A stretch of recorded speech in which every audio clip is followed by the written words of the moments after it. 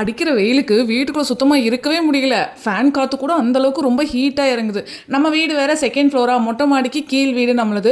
So டேரெக்டாக heat அப்படியே வந்து வீட்டுக்குள்ளே இறங்குது. சுத்தமாகவே வீட்டுக்குள்ளே இருக்க முடியல. நம்ம வீட்டை சுற்றியும் தென்னை மரமாக இருக்கா, சரி வெளியே வந்து நின்னா கொஞ்சம் காத்தாவது அடிக்குன்னு பார்த்தா ஒரு இலை கூட அசைய மாட்டேங்குது. காற்று அடிக்கணாங்குது.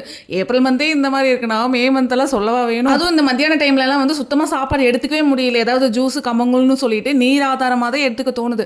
ஸோ மதியமெல்லாம் வந்து ஃபுல்லாகவே லஞ்சை வந்து ஸ்கிப் பண்ணியாச்சு. மோஸ்ட்லி தயிரெல்லாம் வந்து நான் சாப்பிடவே மாட்டேன். அது சம்மராக இருந்தாலும் சரி, வின்டராக இருந்தாலும் சரி. ஆனால் இந்த சம்மருக்கு வந்து தயிர் இல்லாமல் இருக்கவே முடியல.